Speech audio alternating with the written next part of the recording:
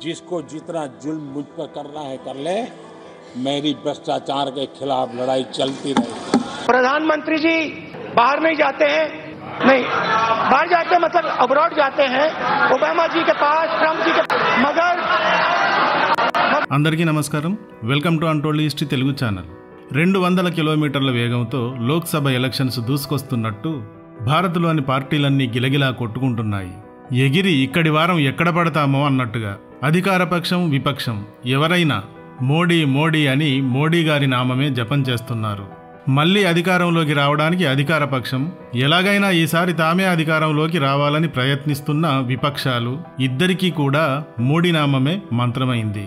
కాకుంటే మోడీజీ ఇమేజ్ పెరిగేలా ఒకరు, డ్యామేజ్ చేసేలా ఒకరు అహర్నిశలు కృషి సల్పుతున్నారు. ఈ సందర్భంగా మనం ఏం చేద్దామంటే, మోడీజీ మళ్లీ ప్రధాని కాగలిగేలా ఏం చేశారు, అసలు ఆయనను ఈ ఎలక్షన్లో ఎదుర్కొనే క్యారెక్టర్ ఎవరు, ఎవరి క్యాపబిలిటీస్ ఏమిటి అనే విషయంగా మనకు తోచినట్టు మనం మాట్లాడదాం. పాలను పాలలా, నీళ్లను నీళ్లలా రియాలిటీని మాట్లాడదాం. ఈ వీడియో అప్లోడ్ చేసిన రోజుకి నరేంద్ర మోడీ గారు 9 సంవత్సరాల 289 రోజులుగా ప్రధానమంత్రి పదవిని కొనసాగిస్తున్నారు. మరొక 76 రోజులు 10 సంవత్సరాలు పూర్తవడానికి మిగిలి ఉంది. 3.0 అంటూ మూడోసారి మోడీ గారే ప్రధాని అవుతారని అన్ని సర్వేలు తేల్చి చెబుతున్నాయి. క్రితంసారి కంటే ఎక్కువగా అబ్కే పార్ 400 పార్ అంటూ ఈసారి 400 సీట్లు సాధించాలనే టార్గెట్ ను ఫిక్స్ చేసి ఇందుకు మోడీ గారి ఇమేజ్ నే ప్రధాన అస్త్రంగా ప్రయోగిస్తోంది BJP. Mood of the nation అను సంస్థ జరిపిన సర్వేలో మోడీ గారి నేతృత్వంలోని ఎన్డీఏ హ్యాట్రిక్ సాధిస్తుందని, 335 సీట్లు సాధిస్తుందని తేల్చింది. 10 సంవత్సరాల రూలింగ్ తర్వాత ఎంతటి వారికైనా యాంటీ ఇంకుబెన్సీ ఉంటుంది. కానీ మోడీజీ ముందు మాత్రం ఈ యాంటీ ఇంకుబెన్సీ తల వాలుస్తుందట. ఏమిటి ఈయన గొప్ప? ఆయనను రామావతారుడని, కృష్ణావతారుడని, స్వామి వివేకానంద పునర్జన్మ అని ఆయన అభిమానులు తమ అభిమానాన్ని భక్తి లెవెల్లో మార్చి కీర్తిస్తున్నారు. ఏమిటి ఆయన గొప్ప? అంతగా ఏం సాధించారని అంటే, 10 సంవత్సరాలు అధికారాన్ని కొనసాగించిన తరువాత ఆ 10 ఏళ్ల కాలంలో చేసిన మంచి పనులను గురించి గాని, చెడ్డ పనులను గురించి గాని ప్రతి అంశాన్ని గురించి చెప్పడం ఎంతమాత్రం సాధ్యం కాదు.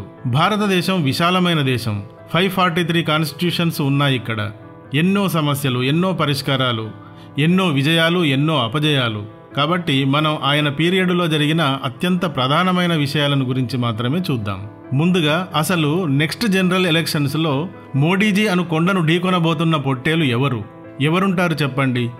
బీజేపీ తర్వాత మరొక నేషనల్ పార్టీ కాంగ్రెస్. కాంగ్రెస్కు గుండె అయినా, కండ అయినా, ఫిగర్ అయినా, వగర్ అయినా ఎవరు? శ్రీమాన్ శ్రీ రాహుల్ గాంధీ గారే. రాహుల్ గాంధీ గారే కదా. పీఎంకి తగిన ఫేసు రాహుల్ కాక కాంగ్రెస్లో ఇంకెవరైనా ఉన్నారా? ఫ్రెండ్స్, భారతదేశం పాపులేషన్ విషయంలో వరల్డ్ నెంబర్ 1 దేశం. 140 కోట్ల ప్రజలు తమను రూల్ చేసే లీడర్ ఎలా ఉండాలని కోరుకుంటారు? షేర్లా ఉండాలనుకుంటారు. యుఎస్, యూకే, ఫ్రాన్స్, చైనా వాటి తాత ఎవడి ముందైనా నిలబడి పర్ఫెక్ట్గా మాట్లాడగలిగేలా, పవర్ఫుల్గా ఉండేలా మన లీడర్ ఉండాలి అనుకుంటారు. మరి మోడీజీ గారు అలా ఉంటారు. షేర్ కాదు, షేర్ కా బాప్లా ఉంటారు. అందుకోసం ఆయన తన వేషాన్ని, దుస్తులని, నడకని, నడతని అన్నింటినీ చాలా కాస్ట్లీ లుక్ లోకి మార్చుకుంటారు ఎప్పటికప్పుడు. మనం మాసిన దుస్తులు, నలిగిన క్రాఫ్ట్తో రోడ్డుపైకి వస్తే ఎవ్వరూ వాల్యూ ఇవ్వరు. అదే మనం ఖరీదైన, మడతేసిన, ఐరన్ ఇచ్చిన దుస్తులు వేసుకుని కడకుగా కిర్రుమంటూ రోడెక్కితే ఆటోమేటిక్గా అంతా వాల్యూ ఇస్తారు. మోడీ గారు అలా ఎక్కడికి వెళ్ళినా కడక్గా తయారై వెళ్తారు. అవతలి వారికి అంగుళం వెనక్కి తగ్గకుండా ధాటిగా మాట్లాడతారు. యుఎస్ ప్రెసిడెంట్ అయినా సరే అతడి భుజం పైన చేయి వేసి మాట్లాడతారు. 140 కోట్ల ప్రజలున్న దేశానికి ప్రధానిని అని తెలిసేలా తన ప్రజలు గర్వపడేలాగా ప్రవర్తిస్తారు. ఇక శ్రీమాన్ శ్రీ రాహుల్ గాంధీ గారిని చూడండి. దైవవశాత్తు ఆయన ఇంతవరకు రాహుల్ గంభీరుడు, స్ట్రాంగ్ ఫెలో అన్న పేరును పట్టించుకోలేదు. పదే మాట జారడం, ట్రోల్ అవ్వడం, కామెడీకి కేర్ ఆఫ్ అడ్రస్గా మారటం మాత్రమే జరిగింది. ప్రజలు ఈ ఇద్దరిలో ఎవరినో ఒకరిని ఎంపిక చేసుకోవాల్సి వస్తే తమల్ని రూల్ చేయడానికి షేర్ కా బాప్ లాంటి మోడీ గారిని ఎంపిక చేసుకుంటారా? మాట తడబడటం, ట్రోల్ అవ్వడం చేస్తూ ఉండే శ్రీమాన్ రాహుల్ గారిని ఎంపిక చేసుకుంటారా? మనకు రాహుల్ గారి పైన నెగిటివిటీ ఎందుకు ఉంటుంది చెప్పండి? రాహుల్ గారు కూడా షేర్ కా బాపులా గర్జించగలిగితే వావ్ సూపర్ అని ఆయనకు కూడా అభిమానులం అవుతాం. ఇందులో మ్యాటర్ ఏముంది గాని ముందు రాహుల్ గారు షేర్ కా బాపు అయిపోవాలి. సో ప్రజెంట్ టైం వరకు కూడా శ్రీమాన్ రాహుల్ గారు కామెడీ కింగ్ లాగానే ఉన్నారు. మోడీ షేర్కా బాపులాగే ఉన్నారు. వీరిద్దరిని ఎందరు వెనక్కి లాగినా ముందుకు తోసినా ఏనుగు ముందు ఎలుకల, కొండ ముందు పొట్టేలులా, సముద్రం ముందు పిల్లకాలువల ప్రజలకు రాహుల్ కనబడుతున్నాడని అంచనా. నేను ఈ మాటలని మోడీ గారి భక్తుడినై చెప్పడం లేదు. అలా అని వీడియో కింద నన్ను తిడుతూ కామెంట్స్ పెడతారు కానీ నేను ఈ మాటలు సొంతంగా కల్పించి చెప్పడం లేదు. రీసెంట్గానే మార్నింగ్ కన్సల్ట్ సర్వే అను సంస్థ తన సర్వేలో ఏం చెప్పింది అంటే వరల్డ్ వైడ్గా మోడీ గారు 78%తో మోస్ట్ పాపులర్ లీడర్గా మొదటి స్థానంలో ఉన్నారు అని తేల్చింది. మార్నింగ్ కన్సల్ట్ అను ఈ ఒక్క సంస్థే కాదు, mood of the nation, India today, times of India, puree search centre లాంటి చాలా సంస్థలు కూడా ఇలాగే మోడీ గారికి వరల్డ్ వైడ్ లీడర్గా 76 నుండి 88% ఇచ్చాయి. రాహుల్ గాంధీ గారికి ఇండియాలో 26% పాపులారిటీ ఉన్నట్టు సర్వేలు తేల్చాయి. ఇది కూడా ఈ మధ్య ఆయన భారత్ జోడో పేరుతో దేశం అంతా యాత్ర చేస్తున్న దగ్గర నుండి పెరిగింది. సో క్లియర్ ఏంటంటే రాహుల్ గారు మోదీ గారికి ఈక్వల్ కాదు, గెలవలేరు. మరోసారి మోదీ గారే గెలవబోతున్నారు అన్నది సర్వేల రిపోర్టు. ఇవి మనలో మనం చెప్పుకునే ఊసుకోలు మాటలు కాదు, ఇవి సర్వే సంస్థలు తేల్చిన మాటలు. రాహుల్ కానప్పుడు నెక్స్ట్ ఎవరు? మోడీని ఎదుర్కొనే మరో పొట్టేలు అంటే లిస్టులో రాహుల్ గారి తర్వాత ఇండీ కూటమిలోని బెంగాల్ సీఎం మమతా బెనర్జీ ఉంటారు. ఈమెకు 4% పాపులారిటీ ఉంది అన్నది సర్వేల రిపోర్టు. ఈమె పీఎం అవ్వాలంటే వీరి ఇండీ గంపలోని పార్టీలు అన్ని ముందు సపోర్ట్ ఇవ్వాలి. ఇక ఈమె తర్వాత మరొక పొట్టేలు అరవింద్ కేజ్రీవాల్. ఈయనకు కూడా 4% పాపులారిటీ ఉన్నట్టు సర్వేల రిపోర్టు. ఇండీ కూటమి గంపలోని పార్టీలు ఈయన కాలొకరు చెయ్యొకరు పంచొకరు లాగకుండా ఉంటే అంతా ఒక్కటై సపోర్ట్ ఇస్తే పీఎం క్యాండిడేట్ అవుతాడు ఈయన. 32 మెట్లున్న విక్రమాదిత్య సింహాసనం లాంటి భారతదేశ ప్రధాని కుర్చీని ఎక్కినా అందులోని 31 మెట్లు ఎప్పుడు కూలతాయో, ఎప్పుడు దభీమని కింద పడతాడో తెలియదు. తర్వాత అఖిలేష్ యాదవ్కి 3% పాపులారిటీ ఉంది అని తేల్చాయి సర్వేలు. ఎలాగైనా జీవితకాలంలో ఒక్కసారైనా కొద్ది రోజులైనా సరే ప్రధాని కావాలి అని కలలుగన్న నితీష్ కుమార్కి 1% పాపులారిటీ మాత్రమే ఉన్నట్టు తేల్చాయి. ఈయన పదవిలోనే ఎప్పుడూ పాతుకుపోయి ఉండేందుకు ఒక పార్టీ నుండి ఒక పార్టీకి జిలానీలాగా జంపులు చేస్తూ ఉంటాడు. ఈసారి ఎలాగైనా బీజేపీని గద్దె దించాలి అని ఇండీ కూటమిని కూర్చిందే ఈయన. కానీ సమయానికి నాకు అవమానం జరిగింది అంటూ తాను నిర్మించిన కూటమి నుండి తానే జంపు చేసి బీజేపీలోకి చేరిపోయాడు.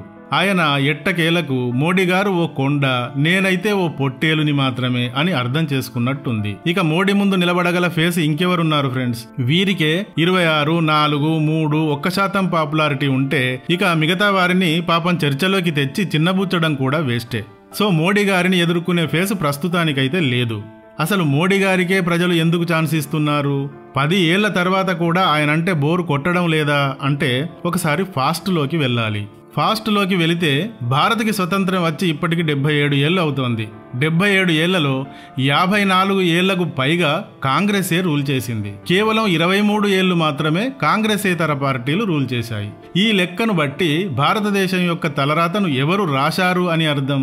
77 ఏళ్ల తర్వాత భారత్ ఇంకా పేదరికంలోనే ఉంది అన్నా, అవిద్యలోనే ఉంది అన్నా, ఆరోగ్య సమస్యతోనే ఉంది అన్నా, అనేక సమస్యలతో ఉంది అన్నా ఎవరిది ప్రధాన నేరం? ఫ్రెండ్స్, ఈ మాట నాది కాదు. ప్రజలను వెర్రి వెంగలప్పలు అనుకోవద్దు.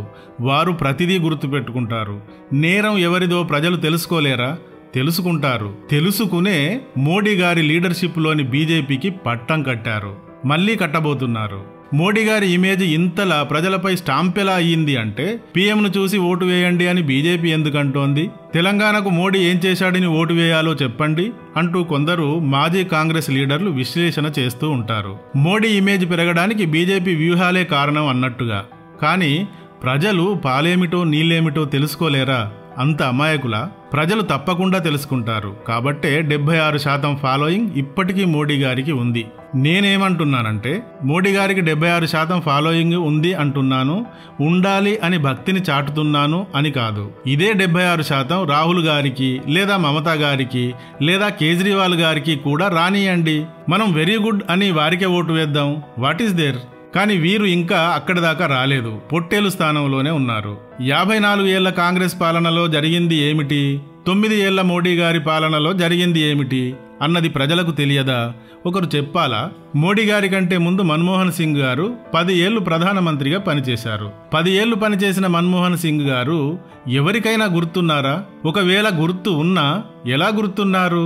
సోనియమ్మ వెనక చేతులు కట్టుకుని నిలబడినట్టుగా గుర్తున్నారు. ఒక మర మనిషిలా, కీ ఇస్తే నడిచే పప్పెటులా, తలూపే బొమ్మలా గుర్తున్నారు. 140 కోట్ల మంది ప్రజలను రూల్ చేసే ప్రధానిగా ప్రపంచంపై ఆయన ఇమేజ్ వేసిన ఇంప్రెషన్ ఏమిటి?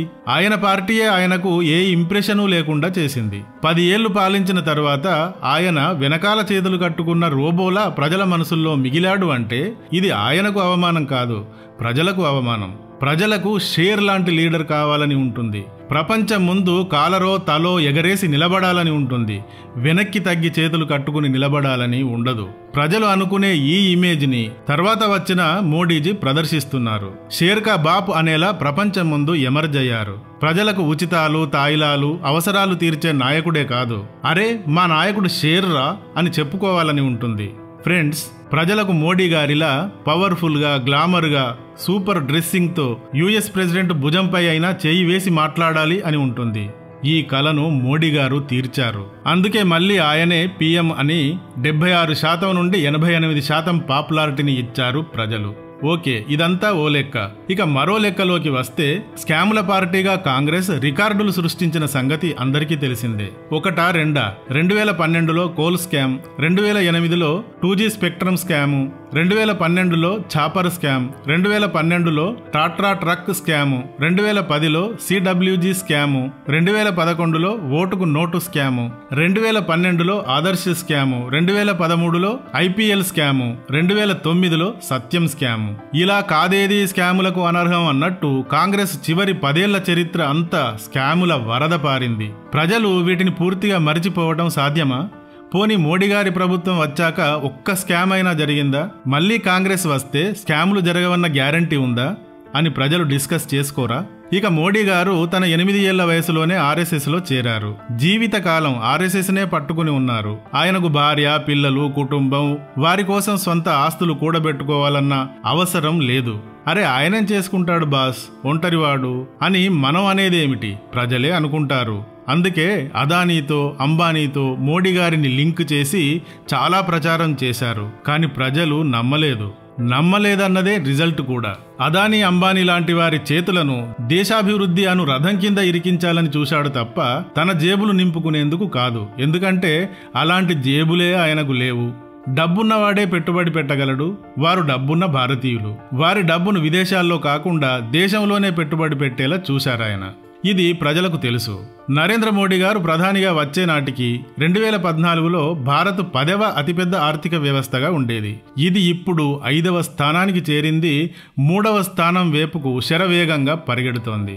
ఇంకా ఆయన చాలా ఆవిష్కరణలు చేశారు. 2014 అక్టోబర్ 2వ తేదీన స్వచ్ఛ భారత్ ప్రారంభించారు. తర్వాత వరుసగా సంసద్ ఆదర్శ్ గ్రామ్ యోజన, శ్రమయేవ జయతే యోజన, బేటీ బచావో బేటీ పడావో, ప్రధానమంత్రి ముద్రా యోజన, ఉజాలా యోజన, పెన్షన్ యోజన, ప్రధానమంత్రి జీవన్ జ్యోతి యోజన, ప్రధానమంత్రి సురక్షా బీమా యోజన, స్మార్ట్ సిటీ, అమృత వ్యూహం, mission for digital India, gold monetization plan, sovereign gold bonds plan, Gramoday se Bharat Uday, startup India, Setu Bharat Yojana, standup India Gramoday se Bharat Uday, Pradhan Mantri Ujjwal plan, Namami Gange Yojana, Satat plan, Atal Bhujal Yojana, Pradhan Mantri Kisan Samman Nidhi, Pradhan Mantri Matsya Sampada Yojana, Garib Kalyan Rozgar Abhiyan, Agnipath plan, Mahila Samman saving certificate. ఇలా చాలా పెద్ద లిస్టే ఉంది. అన్నీ ఇలా చదివితే బోరు కొడుతుంది కాబట్టి ఇక్కడితో ఆపుతున్నా. అయితే మోడీ గారు సాధించిన అసలైన ఘన విజయాలకు వస్తే మొదటిది డిమానిటైజేషన్. అయితే ఇది చాలా వ్యతిరేకతకు, విమర్శలకు కారణమైంది. కానీ దీనివల్ల ఇంత పెద్ద దేశంలోని ప్రజలు అతి వేగంగా డిజిటల్ ఇండియా వైపుకు వచ్చారు. దీని తర్వాత GST, ఇది కూడా సంచలనమే. దీని తర్వాత 370 ఆర్టికల్ రద్దు. ఆ తర్వాత అయోధ్య రామ మందిరం ప్రారంభం. కోవిడ్ సమయంలో భారతదేశం అన్ని దేశాల కంటే ముందు టీకాను, కోవాక్సిన్ ని తయారు చేసింది. పైగా ఇతర దేశాలకు దీనిని సప్లై కూడా చేసింది. ప్రధానంగా ఇవి మాత్రం ప్రజల మధ్య బాంబుల్లా పేలాయి.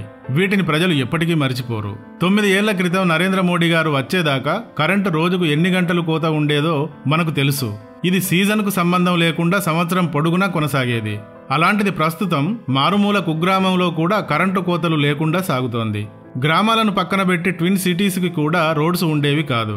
ఇప్పుడు 63.7 లక్షల కిలోమీటర్లతో అతిపెద్ద రోడ్డు నెట్వర్క్ని నిర్మించడం జరిగింది. మన హైవేలపై వెళుతుంటే అరే ఇది మన దేశమేనా వావ్ అనిపిస్తుంది అప్పుడప్పుడు. అలా తయారయ్యాయి రోడ్లు. ఇదే విధంగా రైల్వే కూడా ఆధునీకరించబడింది. పాలకు పాలు, నీళ్లకు నీళ్లు వేరు చేసి చూడాలనుకున్నాం కదా. 54 ఏళ్ల కాంగ్రెస్ పాలనని, 9 ఏళ్ల మోడీ గారి పాలనని పక్కపక్కన పెట్టి పోస్ట్ మార్టం చేసి చూస్తే ఏం తెలుస్తుంది? పాలేమిటో నీళ్ళేమిటో తెలుస్తుంది కదా. ఇక ఏ పార్టీ వారు ఆ పార్టీకి ఫేవర్గా మాట్లాడతారు. ఇందులో ఆశ్చర్యమేమీ ఉండదు. బీజేపీకి ఆగర్భ శత్రువులు కమ్యూనిస్టులు. కమ్యూనిస్టు కండువాలు కప్పుకున్న కొన్ని అంబేద్కర్ సంఘాలు, ఇవే కండువాలు కప్పుకున్న కొన్ని దళిత సంఘాలు. ఇవి అన్ని పొద్దుగుంకులు మోడీ గారిని, ఆయన ప్రభుత్వాన్ని కిందికి లాగుతూ విమర్శలు చేస్తూ ఉంటారు. వారి బతుకుదెరువు వారిది. అలా ప్రయత్నం చేయకపోతే వారు ఎలా లీడర్స్ అవుతారు? వారి ఉనికి దేశంలో ఎలా మిగిలి ఉంటుంది? వీరంతా మోడీజీ గారికి హార్డిల్స్ లాగా, హార్లిక్స్ లాగా బూస్ట్ అవుతున్నారు తప్ప పోటీ అవ్వడం లేదు. ఎందుకంటే మోడీ గారి వ్యతిరేకులు అంతా కలిసి కూడా మోడీ గారికి అపోనెంట్ ఫేస్ ఎవరో చూపెట్టగలరా? మైనారిటీలను అనగదొక్కుతున్నారు, ప్రజాస్వామ్యాన్ని కాలరాస్తున్నారు, డిక్టేటర్షిప్ వైపుకు వెళుతున్నారు అని గగ్గోలు పెడుతున్నారు. వీటికి చర్చలో నిలబడగల ప్రూఫ్స్ ఇవ్వగలరా? 54 ఏళ్ల కాంగ్రెస్ మైనారిటీలను, దళితులను ఆకాశంపై కూర్చోబెట్టిందా? మోడీ గారు వారిని కిందికి తోశారా?